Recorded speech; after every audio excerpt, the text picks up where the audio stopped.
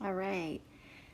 Hopefully you have page 36 in your student book out and open. And what we're going to do today is we are going to complete a problem string on your student book, or in your student book rather.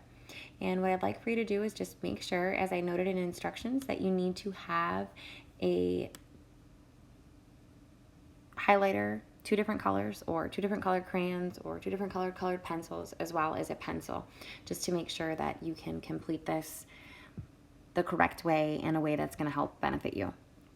I have written down 6 different addition problems where we're going to be using clock fractions or clock model to complete or to solve these problems.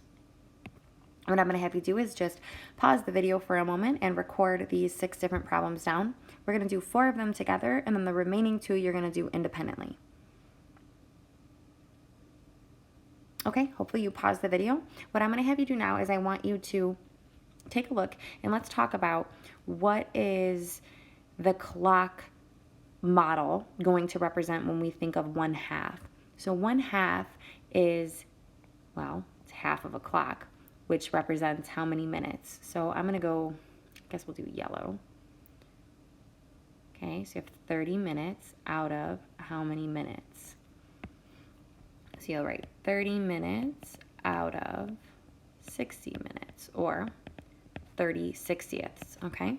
And let's talk about thirds. Now, something I want to point out is that when you're breaking the clock model up, or just any fraction for that matter, but especially a clock model, since it is in the shape of a circle, it is very helpful to break up the fraction into its pieces so you can visually see what it looks like and to make sure you have an accurate count. So if we're talking thirds, what I think of in my mind is, okay, I have 1/3. What can I multiply by 3 if I broke a clock into 3 pieces? What would equal 60? So what times 3 equals 60? Or 60 divided by 3 equals what? And that answer, hopefully you're all saying out loud in your head, or however you're thinking of it, is 20. So if I broke the clock into 20-minute pieces, there would be 3 of them, okay? So here's 20 minutes here, and then 5, 10, 15, another 20 minutes here, and these are 3 equal parts. So I'm just going to be looking at one of those thirds, so I'll shade that in my other color, and we'll make the other color, let's just say green.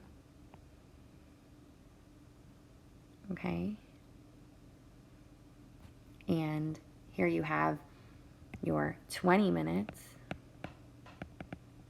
out of 60 minutes, okay? In total, instead of adding it up right away, I'm going to go ahead and I'm going to break my clock up into thirds. I'm going to have a third, okay? And then I'm also going to have my clock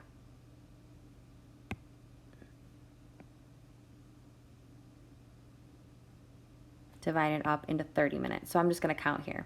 5, 10, 15, 20, 25, 30. And I'm going to mark my clock off like this, just to ensure that I have the right number of minutes. That's why I put those little dots there. Okay. In total, I have 50/60ths, or 15 minutes out of 60 minutes total. Okay? And if I wanted to simplify that, it would equal 5, 6. And I'm going to actually go ahead and write that up here. 5, 6. So you always want to break down the fractions as small as they can possibly be in the simplest form. We call that simplifying, okay? And in this case, the fractions have both been represented and we've added them together. And that's how we ended up with 50/60ths, or 5, 6. Okay, let's do the same thing for the next problem. And we're going to go ahead and we're going to break it up into a third. And I'm going to use my, oh, that's right, yellow again first. Okay, and instead of putting the minutes this time, I'm just going to say 20/60ths, because I know I'm talking about money, so I don't have to write the minutes not money, I apologize, time. So I'm going to go ahead and write down just the fraction. And then fourths, and instead of just making 1/4, I'm going to divide this clock up, and I'm going to put it into fourths just so it makes it a little bit easier for me to visualize this. And then I have 15 minutes. And I could have done the same thing here. I didn't, but I could. And I have 15/60ths, okay? And then I'm going to go ahead and add these two. So I have my, and it does not matter what order, my 20ths, okay, my 20/60ths rather, and then my 15/60ths. So my 20, okay, and then my 15. And I know you're super duper smart fifth graders, so you could have added the 20 plus 15 and just known right off the bat that that's 35/60ths. But what I'm really concerned with is knowing that you're able to put these two pieces together and visualize it and what it means like to add two different fractions next to each other and how it's represented on a clock. So that's why we're using the different colors. Also, this is a great way to review and get comfortable with playing the new game that you learned in our previous lesson called clock fractions. Okay, so I want you to think about what this represents. So we know that, you know, the clock can be broken up into 12s. So how many 12ths is this? So if 5 minutes represents 1/12, we have 7 total, 7/12ths, okay? And I'm gonna go ahead and write that without the line there, 7/12ths, right? Okay, next problem, 1/6. So if you can remember what 1/6 of an hour is, 10 minutes. In other words, 10 times 6 is 60, plus 3/4. Again, this is where it becomes helpful. Just when you're in the habit of breaking the clock up into however many pieces, it's very easy to identify how many fourths you'll need. It's 45/60ths. And then instead of adding them all up, we'll go ahead and we'll divide that clock up again.